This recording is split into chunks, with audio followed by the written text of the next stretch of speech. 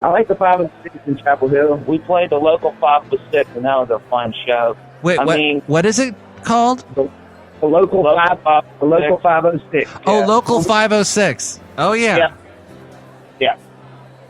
And it's a good place to play. They good staff there. I mean, it's people I've known that have been in bands for a long time, and so you got staff that knows how to treat a band, and they good stage, good sound system. Do they give you guys free alcohol? Did we get free alcohol that night? We got half price. So I was getting $40. It's not bad. Not bad. I think we made a little something at the end of the night. It was a fun place to play. Now, I have an odd question for you here. If you guys could be on a movie soundtrack, what movie would it be? If I could have had something on Fear and Loathing in Las Vegas, that would have been good. Fear and Loathing in Las Vegas, really? The Hunter S. Thompson movie with Johnny Depp, right? Yeah. Interesting. Wow, and that was Terry Gilliam directed that, who directs some bizarre movies, but that would be cool because your music is kind of like road driving music, and they do a lot of driving, right? Yeah. I think it's definitely good. Well, since I'm actually Mark recorded all the all the stringed instrument parts himself because it was before I joined the band, and it's definitely an album that I pop in when I'm driving a long distance. I think the last time I was at the beach, I had all the windows down, blaring CRUMB CATCHER, driving up and down the strip. Oh, cool. That's a nice compliment to you, Mark. It is. I'm glad when I hear things like that. All right, now I have a really, really weird question. Here's my last weird question for you.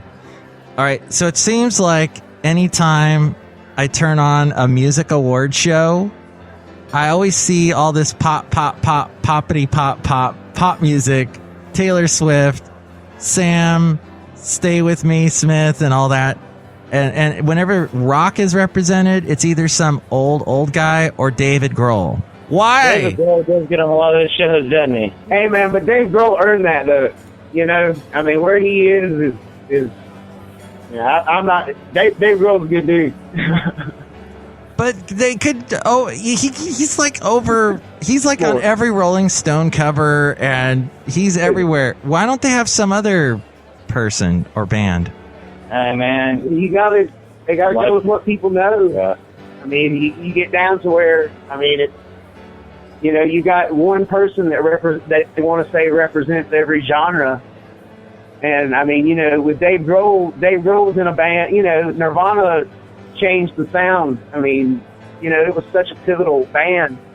And with the oversaturation that there is now, there's more people producing than there are listening. It's going to be hard for there to ever be another Nirvana or another Zeppelin or anything that was, music was, it was harder to get listened to.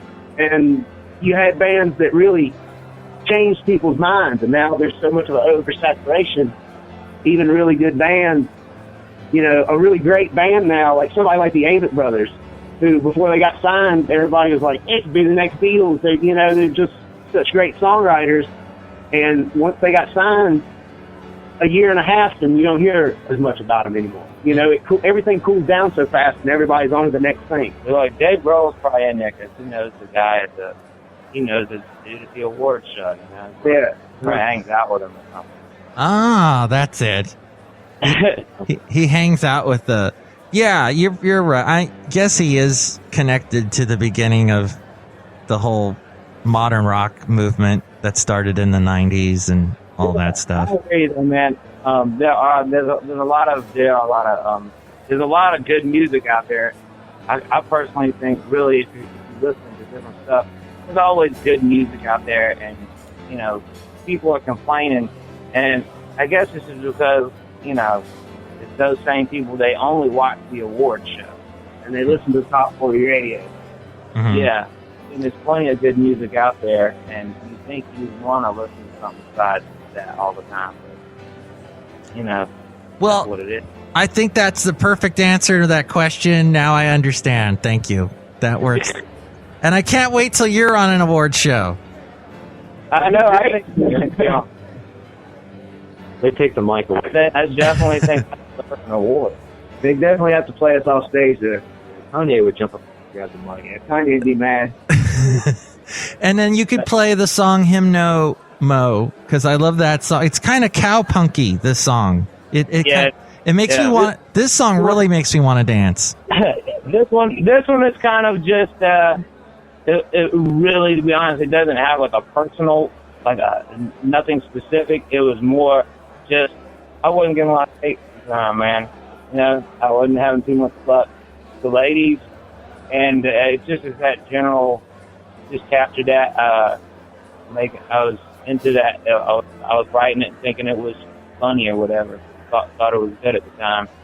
That's what inspired it, just that general frustration. All right, I can identify with that. Yeah. So let's play Him No Mo. This from the album Fired. And it's the band CRUMB CATCHER we've been speaking to. They are in Burlington, North Carolina. It's Mark Kennedy, Matt Allen, Gregory Hopkins, and the girl that is the replacement drummer. What's her name again? Rachel Prince. Rachel Prince. Yeah. She's sitting over here, too. She's not a replacement. She's backup. I'm not going to die. Yeah. Okay. Like I said, we got the airport. And you never know what tomorrow brings. You're wrong. You're driving me home. Yeah. Well, that's a great... Okay, well, I hope... Here's to Gregory's long, long life. Exactly. And here's the band CRUMB CATCHER and their song Him No Mo on Mike's Daily Podcast. What I think when I look at you and your image in my mind gets me through. Daydreams of us put me in a different mode. When I think of you taking, I could run off the road. But I don't wanna know your excuse though. But I don't wanna know about him no more. My tongue is twisted, my stomach is nuts. He's a fellow you're with, he took his shot. It's time I let my time slip. I think of how time slips. I wrap my mind around it, so what can I accomplish? But I don't wanna know your excuses though. But I don't wanna know about him no more. 'Cause all I got is time for you. So call me up if you want what's true. Tired of waiting for you and him to be through. Tossed out like a wishbone broken too.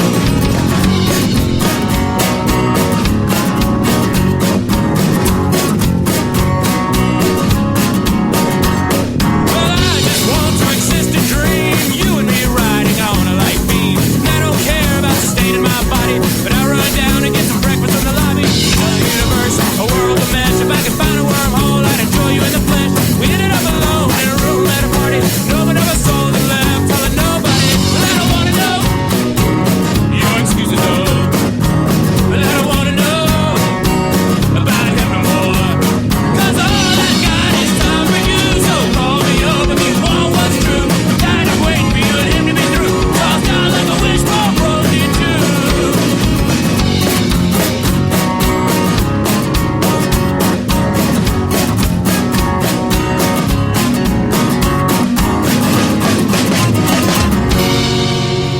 Him No Mo. CRUMB CATCHER as we go outside the last place on earth where we bring you Mike's Daily Podcast, somewhere in Podcastro Valley, California. And here's today's podcast picture. And in California, there is this little place called Jack London Square in the Bay Area in Oakland. And Jack London used to hang out there a lot. So there's sort of this Jack London vibe going on. And when I first moved here about 5 years ago, Jack London Square was not doing too well. It was looking a bit run down. There were a lot of empty storefronts. Now it has filled back up. I can tell you as of my last visit there, that was like last week, that I saw all these new stores, new restaurants, very nice like outdoor patios, which is perfect because it's got a nice marina, outside vibe. You have kind of a view of San Francisco from there. It's perfect. I'm glad it's starting to grow again. So I took Basil the Boxer there because, hey, it's Jack London Square, and he wrote about dogs and wolves. And we walked around there, and it was fun. So there's a picture of that. You can see that at MIKEs-DAILY-PODCAST.com. Mike, I just want to tell y'all, if you fell in the water and a bunch of seagulls ate you and tore your flesh off, I'd be able to put you back together because I'm a doctor of science and duct tape. Yeah, Mark, it's true. She put me back together just now because I was sitting on a wall and then I had a big fall. And like all the king's horses and all the king's men couldn't be put them back together again, and I was really sad because I thought at least one Republican could put me back together again, but they couldn't. That's odd. Wow. Not even Rand Paul? He's smart, but he could not put me back together again. Benita did with duct tape. Wow, we've got all these like characters here at the Last Place on Earth. Well, actually, like I said, we're outside of Last Place on Earth. Mike, I'm glad we're outside, so I don't trip over some Golden Globes that might be sitting around. Ah! Oh, that's odd. We had some Golden Globes just sitting around here outside.